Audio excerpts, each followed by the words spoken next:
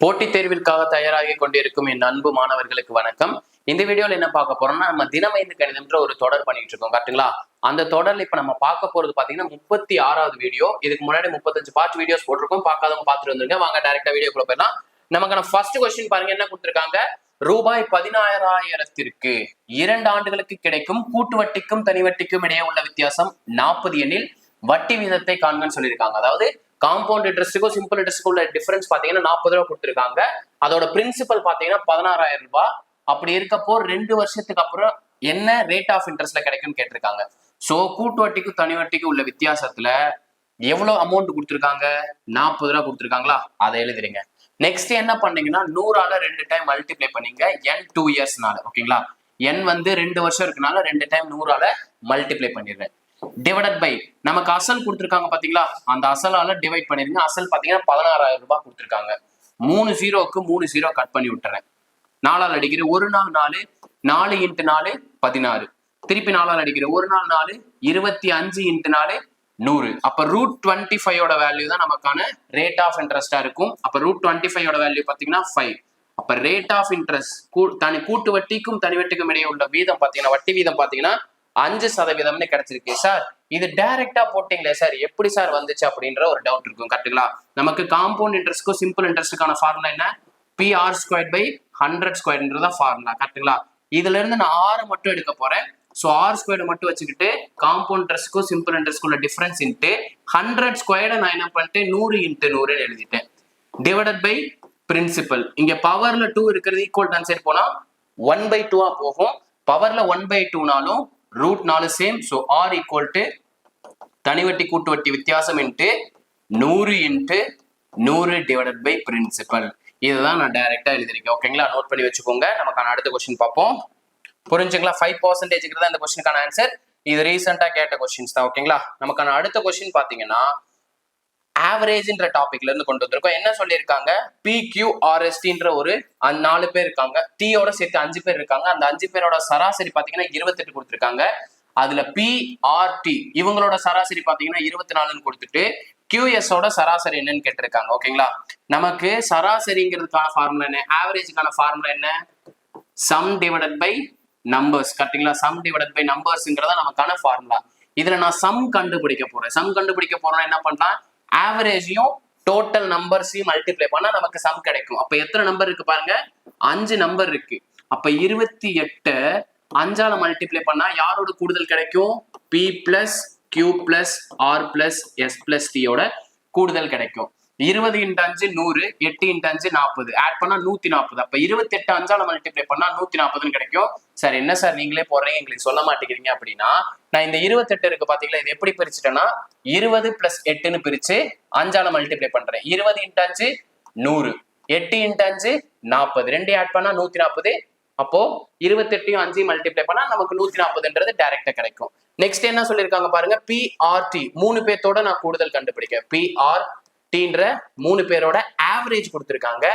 நமக்கு எத்தனை பேர் இருக்காங்களோ அத்தனை நம்பரால மல்டிப்ளை பண்ணீங்கன்னா நமக்கு கூடுதல் என்னன்னு கிடைச்சிரும். 20 × 3 60, 4 × 3 12. அப்ப 72ன்றதான் 24 3ஆல மல்டிப்ளை பண்றதோட வேல்யூ 72. இந்த P + R + T கொண்டு வந்து அப்படியே இதுல சப்ஸ்டிட்யூட் பண்றேன். அப்ப பேலன்ஸ் என்ன இருக்கும்? Q + Sன்றது இருக்கும். P + R + T யோட வேல்யூ எவ்வளோ? 72. இது எல்லாத்தையும் மொத்தமா சேர்த்து கூட்டினா எவ்வளவு கிடைச்சிருக்கு? 140ன்றது கிடைச்சிருக்கு. சோ இங்க இருக்க +72 ஈக்குவல் டான் சைடு வரும்போது மைனஸ்ல வரும். அப்ப Q + S ஓட வேல்யூ பாத்தீங்கன்னா 140 - 72. 140 70ஆல மைனஸ் பண்ணும்போது 70ன்னு கிடைக்கும். சோ அதுல இருந்து ஒரு 2 குறைச்சுக்கோங்க. 72 மைனஸ் பண்ணும். சோ 68ன்னு கிடைக்கும். 2 பேத்தோட கூடுதல் தான் நமக்கு கிடைச்சிருக்கு. 2 பேத்தோட சராசரி வேணும்னா எத்தனை நம்பர் ஆஃப் பீப்புள் இருக்காங்களோ அதால டிவைட் பண்ணீங்கன்னா நமக்கு ஆவரேஜ் என்னன்னு தெரிஞ்சிடும். சோ 2 பேர் இருக்காங்க. QS ன்ற 2 பேர் இருக்காங்க. சோ 2ஆல் டிவைட் பண்றேன். 1 2 2 34 × 2 68ன்னு கிடைக்கும். சோ Q மற்றும் S ஓட சராசரி பாத்தீங்கன்னா 34. இதே Q மற்றும் S இன் கூடுதல்னு கேட்டிருந்தாங்கன்னா 68. ஓகேங்களா? நோட் பண்ணி வச்சுக்கோங்க. நமக்கான தேர்ட் கொஸ்டின் பார்ப்போம். ஓகேங்களா? நமக்கான தேர்ட் கொஸ்டின் பாருங்க என்ன கொடுத்துருக்காங்கன்ட்டு. நமக்கான தேர்ட் கொஸ்டின் பாத்தீங்கன்னா 2Dல ட்ரையாங்கிள்ன்ற டாபிக்ல இருந்து கொண்டு வந்திருக்கேன். ஒரு முக்கோண வடிவ வயலின் பக்கங்கள் 10 மீட்டர், 24 மீட்டர், 26 மீட்டர்னு கொடுத்துட்டு வயலை சமப்படுத்துறாங்க. அதுக்கு சமப்படுத்திருக்கிற ஒரு சதுர மீட்டருக்கு 20 ரூபா செலவாகுதுன்னா மொத்த செலவு என்ன, அந்த பரப்பை வந்து சமப்படுத்திருக்கிற ஆகும் மொத்த செலவு என்னன்னு கேட்டிருக்காங்க. ஃபர்ஸ்ட் இது ட்ரையாங்கிள அமைக்குமா, இந்த 3 பக்கங்களும் ட்ரையாங்கிள அமைக்குமா அப்படின்றத செக் பண்ணிடணும். கரெக்டுங்களா? அதாவது நமக்கு பெரிய சைடு இருக்கு பாத்தீங்களா, பெரிய சைடை தனியா வச்சுக்கோங்க. இந்த 2 சின்ன சைட்ஸை கூட்டும் போது நமக்கு இருக்க பெரிய சைடை விட அதிகமா இருக்கணும். அதிகமா இருந்தா மட்டும்தான் நம்மளால ட்ரையாங்கிள கிரியேட் பண்ண முடியும். அப்ப 10 + 24 34 கிடைச்சிருக்கு. அப்ப நமக்கு பேஸ்ங்கிறது 10 மீட்டரு, ஹைட்டுங்கிறது 24 மீட்டர்னு எடுத்துக்கோங்க. நமக்கு ட்ரையாங்கிளுக்கான ஃபார்முலா என்ன, ட்ரையாங்கிளுக்கான ஏரியாக்கான ஃபார்முலா என்ன, ஆஃப் BH. ஆஃப்ன்றது அப்படியே இருக்கும். பேஸ்ன்னு பாத்தீங்கன்னா 10 மீட்டர், ஹைட்டுங்கிறது பாத்தீங்கன்னா 24. அப்படியே இதை சிம்பிளை பண்ணா நமக்கு ஏரியா கிடைக்கும். 12 × 2 24. அப்ப 10யும் 12யும் மல்டிப்ளை பண்ணா 120 மீட்டர் ஸ்கொயர்டுங்கிறது நமக்கான ஏரியா. ஓகேங்களா? அப்ப மொத்த ஏரியாங்கிறது 120 மீட்டர் ஸ்கொயர்டு. அவங்க என்ன சொல்லியிருக்காங்க, 1 மீட்டர் ஸ்கொயருக்கு 20 ரூபானா அப்ப 120 மீட்டர் ஸ்கொயருக்கு எவ்வளவு அமைதியா இருக்கும், 120 × 20 மல்டிப்ளை பண்ணா நமக்கு டோட்டல் காஸ்ட் ஆஃப் லெவலிங்கிறது எவ்வளவுன்னு தெரிஞ்சிருக்கும். 12யும் 2யும் மல்டிப்ளை பண்ணா 24, 2 0 இருக்கு, அந்த 2 0 போட்டுருங்க. அப்ப காஸ்ட் ஆஃப் லெவலிங் எவ்வளவு கிடைச்சிருக்கு, லெவலிங்க்கு பாத்தீங்கன்னா 2400 ரூபாய் கிடைச்சிருக்கு. ஓகேங்களா? அந்த வயலை சமப்படுத்திருக்கிறது பாத்தீங்கன்னா 2400 ரூபாய் செலவாயிருக்கு. நமக்கு நல்லா நோட் பண்ணுங்க சார், ஒரு டவுட் சார் அப்படின்னு எல்லாரும் தூக்கிட்டு வருவீங்க. என்ன சார் டவுட் அப்படின்னா, இந்த இடத்துல சதுர மீட்டர்னு கொடுத்தாங்கன்னா ஏரியாவோட மல்டிப்ளை பண்ணுங்க. ஓகேங்களா? சதுர மீட்டர்னு கொடுத்தாங்கன்னா ஏரியாவோட மல்டிப்ளை பண்ணுங்க. இங்க சாதாரணமா மீட்டர்னு கொடுத்துருந்தாங்கன்னா surface area, total surface area, அதாவது கர்வ்டு சர்ஃபேஸ் ஏரியாவோட மல்டிப்ளை பண்ணிக்கோங்க. ஓகேங்களா? மலைபரப்போட மல்டிப்ளை பண்ணிக்கோங்க. ஓகேங்களா? அடுத்த கொஸ்டின் பார்ப்போங்க. பெரிமீட்டர், சாரி கர்வ்டு சர்ஃபேஸ் ஏரியான்னு சொல்லிட்டேன், சுற்றளவோட மல்டிப்ளை பண்ணிக்கணும். ஓகேங்களா? அதாவது இந்த இடத்துல சதுர மீட்டர்னு கொடுத்துருந்தாங்கன்னா ஏரியா கூட இந்த வேல்யூ மல்டிப்ளை பண்ணணும். இன்கேஸ் இங்க 1 மீட்டருக்குன்னு கொடுத்துருந்தாங்கன்னா அதை பெரிமீட்டர் சுற்றளவோட மல்டிப்ளை பண்ணிக்கோங்க. சுற்றளவோட மல்டிப்ளை பண்ணா காஸ்ட் ஆஃப் ஃபென்சிங் தெரிஞ்சிடும். ஒரு சதுர வடிவில் ஒரு கிரவுண்ட் இருக்கு, அந்த கிரவுண்டுக்கு வேலி போடுறதுக்கு எவ்வளவு சார் ஆகும் அப்படின்ற மாதிரி கொஸ்டின் கேட்பாங்க. அப்போ பெரிமீட்டரையும் அமௌண்ட்டையும் மல்டிப்ளை பண்ணிக்கணும். ஓகேங்களா? நமக்கான அடுத்த கொஸ்டின் பாருங்க. அடுத்த கொஸ்டின் பாத்தீங்கன்னா ஏஜஸ்ன்ற டாபிக்ல இருந்து கொண்டு வந்திருக்கேன். என்ன சொல்லியிருக்காங்க, சிவகுமாரின் வயது, நான் சிவகுமார ஃபர்ஸ்ட் லெட்டர் எஸ் எடுத்துக்கிறேன். அவரது மகள் பிரீத்தியின் வயதை போல், பிரீத்தில ஃபர்ஸ்ட் லெட்டர் பி, சோ பின்னு எடுத்துக்கிறேன். வயதை போல் எத்தனை மடங்குன்னு சொல்றாங்க, 7 மடங்குன்னு சொல்றாங்க. அதாவது அப்பாவோட வயசுங்கிறது பொண்ணோட வயசை விட 7 மடங்குன்னு சொல்றாங்க. நெக்ஸ்ட் என்ன சொல்லியிருக்காங்க பாருங்க, 5 ஆண்டுகளுக்கு பின்னர். இத பின்னர், பிறகு, பின்பு எப்படி வேணாலும் சொல்லலாம். பின்னர் அப்படின்னு வந்துட்டாலே என்ன பண்ணணும், ஆட் பண்ணணும். அதாவது அப்பாவோட வயசு பாத்தீங்கன்னா ஒரு 25 இருக்கு, அந்த பொண்ணோட வயசு வந்து ஒரு 5 இருக்கு. 5 வருஷத்துக்கு பிறகு அப்படின்னு சொல்லிட்டாங்கன்னா என்ன வரும், பொண்ணோட வயசு 10 ஆகும், அப்பாவோட வயசு 30 ஆகும். அப்ப 5 ஆட் பண்ணிடுங்க. அப்ப s + 5 = p + 5, ரெண்டு பேத்துக்கும் 5 வயசு கூடி இருக்கு. அப்ப என்ன சொல்றாங்க, அவர் வயது, யாரோட வயது, சிவகுமாரோட வயது மகளின் வயதை போல் 4 மடங்கு. அப்ப மகளோட வயசு போல எத்தனை மடங்கு, 4 மடங்கு.